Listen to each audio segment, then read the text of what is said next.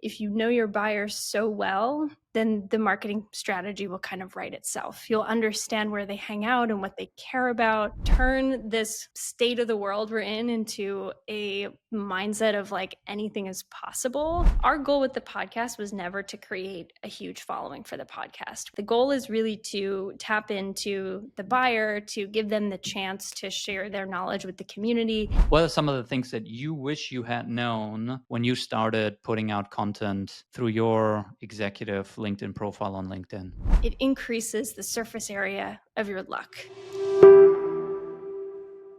All right, I'm here with Sylvia LePoidevin, the CMO at Kandji. Kandji is a about 300 people company. Latest evaluation was at 850 million. They are building an Apple device management software. Sylvia started at Kandji 6 years ago as the first marketer and employee number 4, and grew all the way with the company. Now you're the CMO. Yeah, thank you for joining the show, and anything I should be correcting there or anything you want to add to that intro. That's perfect, and super excited to be here. Yeah, it's been a wild ride, as you can imagine, from employee number 4 to nearly 300. So lots of just lessons learned and, stories along the way. So happy to share. Love it. And one of the lessons that you talked about, you said on LinkedIn that if you could rewind the clock, one of the things that you would change is to start earlier with targeting the 95% of buyers who are not yet in market. Can you, number one, expand on that a little bit? And then two, in 2025, what does that entail? Such a great question. Yeah, I think this is one of the biggest learnings that I've had, and my main focus right now is targeting that 95%. So the rule of thumb is that only 5% of your total addressable market is going to be in market to buy your solution at any given time. And it's very tempting to focus on that 5%, target them, with bottom of the funnel. You're trying to drive pipeline, especially in the early days. You have to hit the number the next month, the next quarter. And so, of course, you're going to focus on those buyers already in market, as you should. That's low-hanging fruit. But if you put off targeting that 95% too long, then you sort of max out the 5% and you don't build this like long-term setting yourself up for success by being top of mind from an awareness perspective with the 95%. So major focus for us right now is targeting that 95% through content, through community, through just, being a thought leader, being top of mind, being, really just aware with that audience. You can grow a following. It's not going to translate immediately to those nice pipeline dollars that you want. And so that's why it's so difficult to do, which is why it's something that I talk about, because I think it is one of the lessons learned. I really don't think you can start that effort too early. You have to balance it with the 5%, of course, but don't put it off too long, or you'll end up in a place where you're behind the ball and you're trying to catch up by building awareness with that broader market. And I have a follow-up question, but before that, who's your ICP today? I'm assuming it's a technical person. Absolutely. So it tends to be IT and security leaders at companies. And so those are companies that are managing Apple devices, that have some sort of fleet of Apple devices. So that tends to be companies that are modern companies, tech companies, but it also spans to use cases you may not think of, like iPad or iPhones in retail locations and things like that. So very technical buyer, really appreciates a lot of detail, a lot of, really showing the product early on. And then just, speaking to that technical buyer is, I think, a challenge for any marketer, because you have to learn to put yourself in their shoes. And this is one of the principles that I believe in really strongly, is if you know your buyers so well, then the marketing strategy will kind of write itself. You'll understand where they hang out and what they care about. And that will give you the clarity of what to do with the 95%. How do I speak to them? But if you understand the buyer really well, that will be a lot more clear. Do you tend to target at the C level, so the CISO, CIO, or you guys are more at the, I don't know, director level?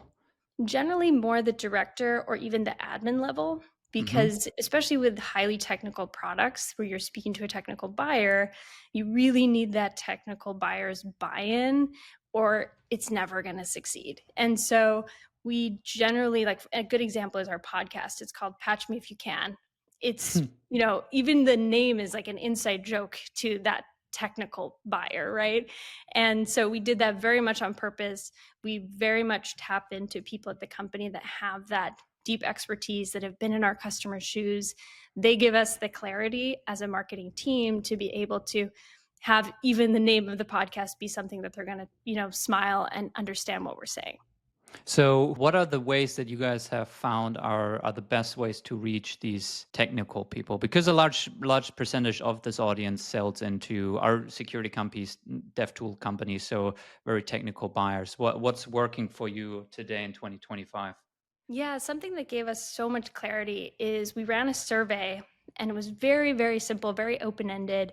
And we just asked our audience where they hang out, what events they go to, what topics they're interested in, what, influencers they follow. And what we found was it was LinkedIn, YouTube, Reddit. Those are the top channels for Hmm. them. And then we were able to get this whole list of events that they go to. They care a lot about community, especially in the Apple management space, right? It's still not the majority. Like a lot of big enterprise companies run on PC and not on Apple, but Apple's becoming more and more common. So they have a very, very strong community mindset because they're there to help each other out. Because they often are somewhat the underdogs. They're trying to learn, the Apple technology. And so they really lean on each other to do that. And so community in-person meetups, we had someone recently drive 5 hours to go to one of our meetups because they care so much about connecting with other people in their community. And so those are the types of things that, ways that we reach them, because we know that they care so much about contributing to community. We do that through content. There's not a lot of resources out there for that type of admin, right? And so any, helpful educational resources we can provide them are, always very well received. Yeah.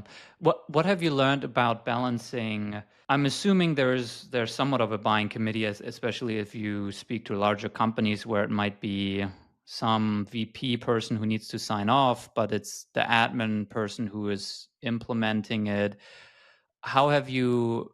Maybe that's not true, so feel free to correct me there. But if so, how have you find to balance messaging for different personas, the very ground level admin person, and then the executive that cares about ROI and reputation? I don't know what they care about, right? Yeah, absolutely. And you really have to place your bets, right?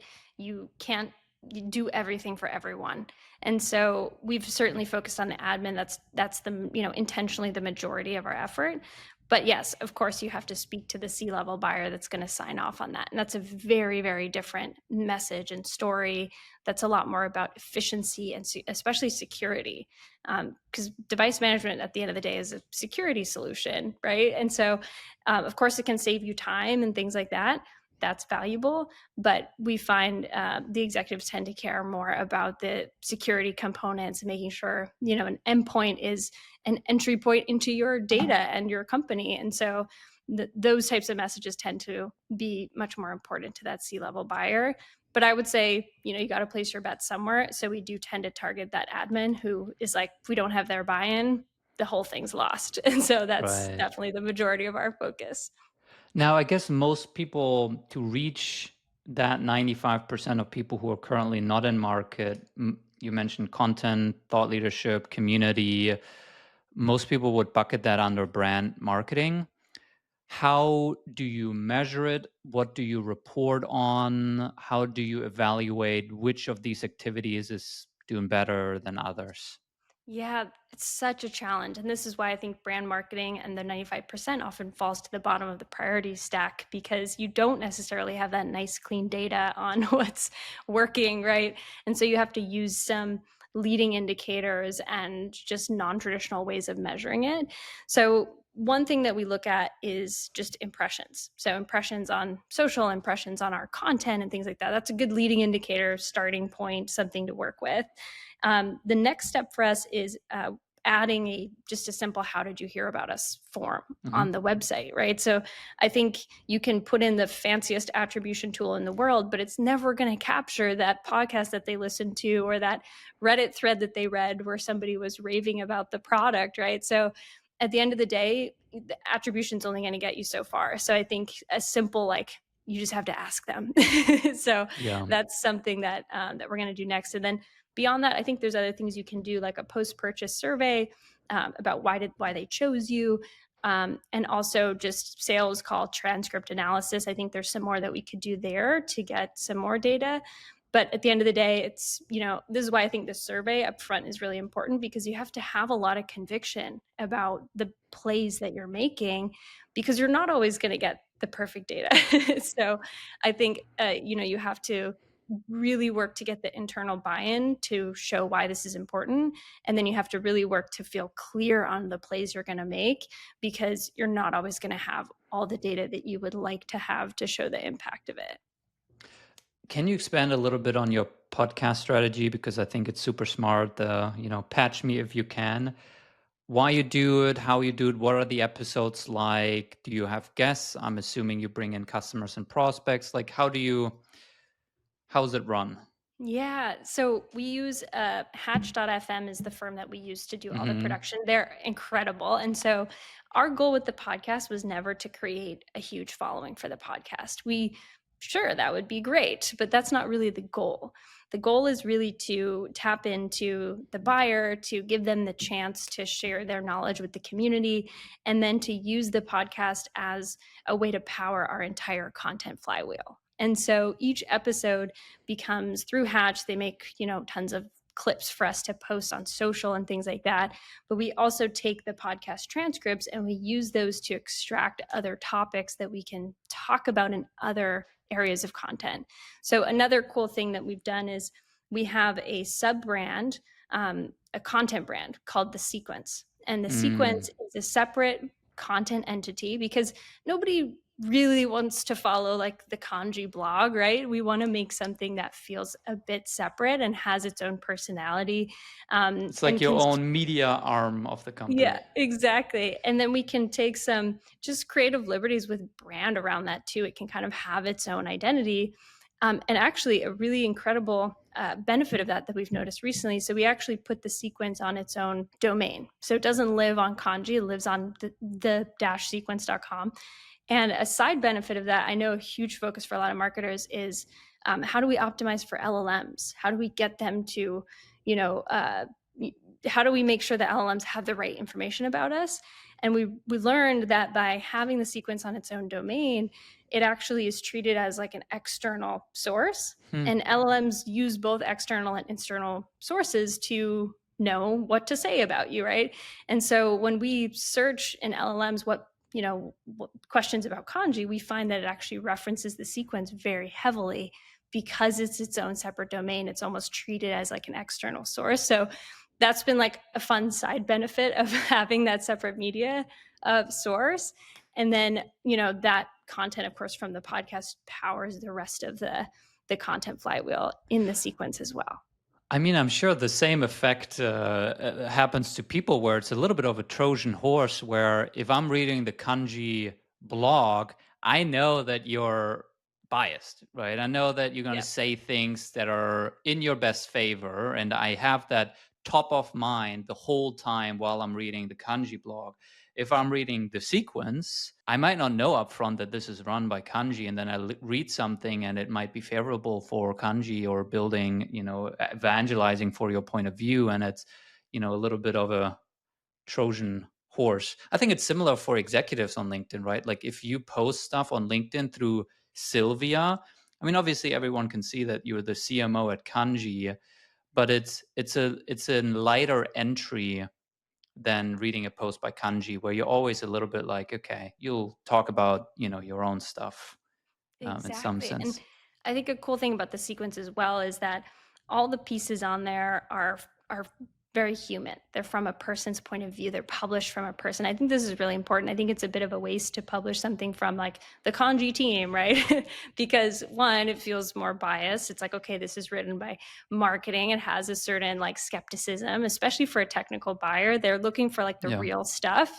And so when we publish things from a human, whether it's a person's LinkedIn account versus the Kanji LinkedIn account, or whether it's a post on The Sequence that has a person's name who's an author of it just brings a human perspective of it that I think just so much increases the credibility of it and allows us to just tap into all these passionate, incredible people that we have internally that have amazing points of view and stories. And these are things that AI can't replicate. Like, a lot of people, of course, use AI to help with content creation, as they should. But at the end of the day, it's people value, I think, more than ever, the human perspective and the human story, and the sort of autobiographical approach, where instead of saying you should do things this way, we're saying, here's an experience that I had and Hmm. here's what I learned. And this is a big focus for the podcast. So the way that we run the podcast episodes, we want them to be helpful. We want them to be grounded in a story that's helpful. And so, Patch Me If You Can, the concept of it is like, tell us something you patched that was broken, and tell us how you did it, and tell us what impact it had. And we purposefully like drive the episodes around those topics, because we don't want someone to just come on and share a bunch of fluffy thought leadership. Like, we want Hmm. a real story of something you fixed that was broken, and how you're carrying your team into the future. And that's what people really value because AI can't replicate your own personal stories. Who hosts your podcast on your side?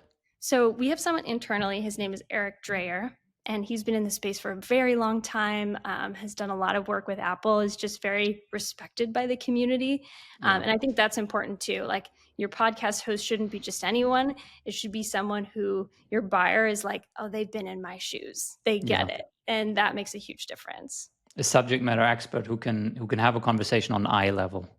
Exactly. Exactly. Yeah. Now, to tie it back, you said when we talked about how to measure brand marketing, there's impressions, there's self-reported attribution, where you ask people, how did you hear about us? When you launch a new thing like a podcast, how do you think about how much time do you give it? Because I've had conversations with people where you do a podcast and you do 5 episodes, and then, naturally the first 5 episodes get, I don't know, 20 views or playthroughs. And no one yet has mentioned podcasts on the self reported attribution field 5 episodes in. So do we continue or do we not continue? How do you evaluate that? How long do you give it before you kill something? Yeah. It's tough because you have to give it time to be able to bake and have that impact. The way that we think about it is coming back to, like, the goal is not to create the following for the podcast. And this is why I think a lot of company launched podcasts fail, because they launch it, they do 5 to 20 episodes, and then they're like, well, we're not getting that many views on, Spotify or Apple Podcasts, and then they kill it. But because it's powering the whole content flywheel, we measure it by the whole content flywheel that it's Mm, powering. And so it's not really like, we don't have like a podcast measurement, a thing, because someone could have seen a clip from the podcast on LinkedIn that they connected with, that then is what they mention in that how did you hear about us field. And so we don't really care to measure the podcast on its own, because it's connected to the whole, it powers all of our distribution channels and our content. So I think you have to look at the whole picture and look at how some pieces, power other parts of the flywheel, or else you're just going to end up killing the podcast after 5 episodes. yeah. Another thing that you said is the LinkedIn algorithm favors people content more than company content. You could post the same thing on both, and the person's account will do better. Obviously, you're very active on LinkedIn. Um, who else within your company are you enabling? Are they do it themselves? How do you enable people to be more active on social? What are some of the ways? Yeah. Yeah, I've definitely noticed this, that when I'm scrolling LinkedIn, I don't see companies' posts coming up in the feed, right? I see people's posts. So even like anyone who's been on LinkedIn can see this themselves. So Eric, for example, who's the host of the podcast, Yep. he posts on LinkedIn, we post on the company LinkedIn. His account exceedingly more impressions and views than the company account by a huge margin. And so he's certainly someone who we've empowered. He meets with our team on a regular basis and records videos. And what we found is that the consistency is what matters most. It's, whether it's 2 times or 5 times a week, then just the consistency of posting is what makes the biggest difference in growing that individual's account. So you really need someone who's ready to commit to like an ongoing cadence with the team. And we are really betting on video because, again, with AI sort of proliferating everything, I think video is something that you can't necessarily like copy with AI. It's very human. And so we have a little studio actually in the office next to mine here in our office. Mm, We built a little studio so we can pull people in who we believe will be, who are like, yes, I'm bought into being, a LinkedIn voice. And then we'll record videos with them, and then that powers their LinkedIn plan. And so that's the bet we're making: video, humans, and we always pick people internally who, again, have like been in the buyer's shoes and can be relatable. I post on my own LinkedIn, of course, as well, but I'm not the buyer. I still yeah. have people coming to me, even people who are admins who resonated, just love to see a peek inside the company and how we think and how we work. And then for me too, because I'm posting a lot of just my marketing points of view, I'm not necessarily talking about Kanji. The biggest difference I've noticed is every single person I interview is like, I've seen your content and I want to be Mm, part of this. And so you may have people posting internally who are targeting that buyer profile, but you can also have people post who are just passionate about it, and it will massively help with recruiting. I have people reaching out to me from all over the world saying, I want to be on your team. And I have people that I interview that say, I connected with something you said and I want to be part of this. So, regardless of whether you're targeting the buyer or not, there's definitely benefits to, right. being open on LinkedIn, because it just allows people to be able to connect with you even if they've never met you. I mean, the reason why I wanted to have you on my podcast is because I saw your stuff on LinkedIn and I found it really cool. So, is there a reason why your founder CEO Adam is not active? He's just not into it, difficult to activate, or you feel like he's just not the right type of personality for it? Oh, he absolutely is the right personality, and I'm working on him. I hope he watches this so I can give him a hard time about it. Yeah, I think it's just not something he's interested in, right? And for many people in marketing who want to do this, you're going to have founders and CEOs who are just not interested, Yeah, and that's okay. I don't think that should stop you from finding other people who are. And so maybe one day, you'll see him more active on LinkedIn, but for now, I think, yeah, you have to be passionate about it. That's what we've noticed. If we talk to yeah, someone who's not interested, we're not going to force them, because that's going to show through. And you really need someone who is passionate about building their own personal brand and has perspective and things to say. And I think that matters more necessary than the title, yeah. because you need it to be authentic. Yeah, I agree with that. I do think oftentimes that there's the framing where oftentimes executive think when you want them to post on LinkedIn, it's about them and that you want to turn them into an influencer and they should post selfies and all these things. And really, it's about them sharing their knowledge and helping people. And I do feel like a lot more people would like that. Like people like being interviewed on a podcast, right? It feels good to talk about your career and your lessons and what you've learned. And I'm kind of obsessed with this idea for, I haven't seen a company do that yet, where if you sell into enterprise, obviously there's always a buying committee, but then there's always procurement, there's always legal, there's always IT, there's always security who needs to sign off. Then there's obviously your ICP, that might be the C level, the VP level. And if you're selling into enterprise and you have your VP of procurement creating content about what they're learning in their procurement idea, and your CFO talk about what they've learned in their CFO career, and your general counsel talk about what they learned in their legal career, and then you have your target account list. You reach out to those people, and by the time that it lands on the CFO's table, they're like, "Oh, wait a second! I've heard of this company. I'm following their CFO, and they're putting out really interesting content about what they've learned in their finance career, even though the CFO is not at all your ICP and actually not your target market." I think it opens up new possibilities. So I agree. And I think a great example that we're working on right now as well is actually our sales reps. So our mm, sales reps may not have necessarily, like, their following and their connections may not be the ideal buyer, right? But they're reaching out to people and they're getting on calls with people, and people are checking them out and saying, who is this person? And so we've started a program to empower our sales reps to do some social selling, which most companies, I think there's a stat I saw recently, it was like 93% of companies don't empower their customer facing teams to do any type of social selling. And so we want to be the exception to that rule, because I know that, if someone cold LinkedIn messages me with some sort of pitch, like, I'm going to go to their profile and be like, who is this person? And so even if they're sharing something personal, or if they're sharing something about the company, regardless, it's going to help me connect more with them as a person and be more likely to engage. And so that's something I'm passionate about, is just empowering the customer facing teams to have a voice. Again, not all of them will want to, that's okay, Yeah. but I think at least giving them the tools to do so will make a difference in the connections that they're making with prospects and customers. Can you share some of the specifics of how you're enabling them or any other tools that you're giving them? Yeah, so we're pretty early in it. What we're doing right now is we have the studio in our office. And Mhm. so we have, resources, office hours for them to come in and record videos. And there's someone on my team who helps guide them through that and support them. We also do training. So I was in our London office a few months ago, and we did a whole social selling training for them. So it generally starts with some sort of training. An important part of the training is just like, why is this important? Because that's people's biggest question. They're like, why does it matter if I post on LinkedIn?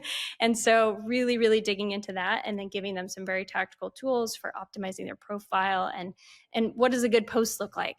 What are the pieces of a good post? And then we have the studio for them. We're also working on some AI tools, potentially to leverage things like the sales call transcripts. If they had a really interesting conversation, anonymizing that, of course, but then using that to power some content for them. So I think there's something there with, using the conversations that they're already having to at least send them some drafts that they can tweak and make their own. So we're still a bit early in that. We're building it in-house right now, so not using any specific tools for it. Yep. But I think that could be a really, really interesting one to just, be constantly prompting them with interesting things that they could post based on like a real conversation that they had. Are you doing any sort of incentives, bonuses, some leaderboard? Which sales rep got the most impressions last month type Not thing? yet, although I would like to. One thing we've done is just recognition. So we had actually our quarterly kickoff a couple weeks ago, and there was a rep who had recorded some really, really excellent videos. And so we played one of the videos for the team and just celebrated him for jumping in and doing it. And so I think something as simple as just recognizing people for taking the effort goes a long way and kind of spreads throughout the team. But it would certainly be fun to do some challenges and spiffs as well in the future. Yeah. Now, you obviously do this for yourself. Your content is amazing. I encourage people to follow you. You have almost 14,000 followers. What would you tell, let's say there's other executives at companies and they want to get into this? You mentioned recruiting is it's really helpful for recruiting for you, for example. What are some of the things that you wish you had known when you started putting out content through your executive LinkedIn profile on LinkedIn? Yeah, it's such a good question. It was a really long journey for me to start posting. I wanted to do it for a long time. And to be honest, why I didn't start sooner is because I was like, why should I do this? I'm not going to be reaching necessarily the admin buyer that's going to help the company. Like, I had to get really clear on the why behind it. And I also had to get really clear on what I wanted to say. And so I think this Mhm. is the most important part, is like, what do you want to say? And I ran into one of our other executives the other day who had just begun to do some posting. And I was like, oh, I saw your post. It was great. And he was like, yeah, I was so nervous about, I didn't know what to say. And then I realized, like, I just need to post about the things that I believe in and things that I'm Mm, learning. And so that's what I would encourage people to do, is like spend some time thinking about why you want to do this, what's important to you, and then spend some time thinking about what you believe in, because that's going to end up being your content pillars. And then as you start posting, you really learn what's landing and resonating with people. And so I did a couple posts about the 0 to 1 journey, starting from nothing. Where do you begin? What do you do in the first 90 days? What are some of the really key things you can do early on to give you some clarity on your marketing strategy and things like that. And those just absolutely blew up. And I realized there was this sort of massive need for content that's covering this 0 to 1 journey. So then, of course, I leaned more into that because it's such a huge part of my own career journey. So it was a very natural thing to lean into. And so, yeah, I think really just getting clear on the why and, treat it as an experiment, like post, see what happens. You don't have to get it. And not every post is going to be, wildly popular. And that's okay. It's all information. But as long as you're posting things that you believe in, then it's going to feel authentic to you. And I've also realized that just in posting, it kind of forces me to really like articulate my beliefs. And that alone has been valuable in every area of my career. Just the need to write things down and the need to really pick, your values. That's an amazing self-reflection exercise that's going to benefit you forever. And so even if you do it just for that, I think it's worth it. Yeah. Someone said to me early on too, as I was exploring like why do this. It was Amanda Gotts. She has an incredible following on LinkedIn. Her content's amazing, and I was like, why? Like, is it worth it? And she told me she was like, it increases the surface area of your luck, and Hmm. that was the most valuable thing that she told me because it's like, yeah, I may not know exactly where this is going to take me, but I know what I believe in, and I know that it will increase like the surface area of possibilities. And since I've started doing it, I've been invited to speak at conferences. I've had the chance to speak on, podcasts like this. And that's so exciting. And, who knows where those connections will lead in the future. Right. Yeah. Now, you talked about the 0 to 1 thing. People bucket the kind of growth stages into different stages: 0 to 1, 1 to 3, 3 to 10, 10 plus. Now, at your current stage, where I think it's fair to say way beyond 10 million in revenue. You've gone through that early phase. What's important to you now at this stage, mid 8 figures in yearly revenue, that's new, that wasn't important in that very early 0 to 1 stage? Oh yeah, it's completely different. Everything changes. I, as a leader and as a marketer, I've reinvented myself many times over on this journey from 0 to 850 million valuation where we are now, and that's crucial. I would not still be here if I wasn't able to continually reinvent myself. So, what's important now? I mentioned brand and community. So from a marketing perspective, that's a major focus, whether it's measurable or not as measurable as I would like. But I would say in terms of the job itself, it's really two things. It's leading the team, building the team. Like the team is the job. So this is a Mm, huge mindset shift from starting at 0. At 0, I was wearing all the hats, doing every job in marketing, right? And so it was all about execution and operating quickly and knowing the right plays to make. Now the job is the team. And my hope is that I want to be training and cultivating future CMOs and future or COOs or CEOs or whatever they want to become in the future. I want my team to, when they join Kandji and when that chapter ends, I want them to be many steps ahead of where they were before. And I know that like when they win and when they succeed, I succeed. And so it's not about my ideas or my accomplishments. It's about how much I'm able to build a team that can have the ideas and the accomplishments themselves. And then when they win, then I win as well. And so, number one is the team. Number two is internal marketing. So, this is like a huge part of the job.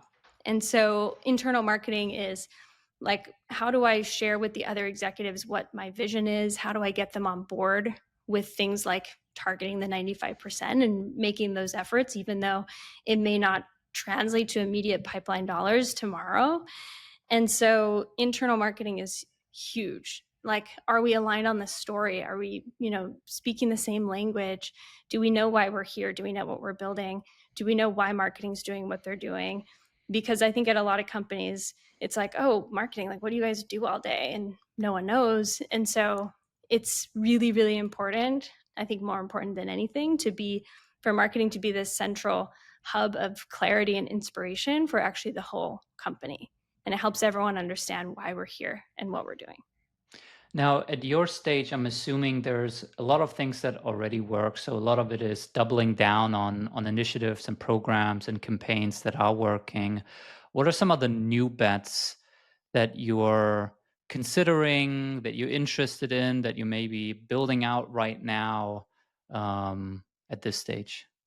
Yeah, there's a lot. And I think there's some really exciting, especially with everything that's available with AI. There's just the world of possibilities. If you allow AI to, if you take a bit of an optimistic view, I think it really just opens up the world of possibilities in a way that, like, if you're able to have this mindset of like anything is possible, it is really exciting. And so one thing I'm doing right now is I'm actually planning, I'm calling it a Shark Tank pitch day, which is where the team, basically it's an encouragement to the team, like bring your craziest ideas to the table. And then the sharks will be people within the company that are actually representing our buyer personas. So like a CTO, a security leader, an IT leader, even like a business operations leader.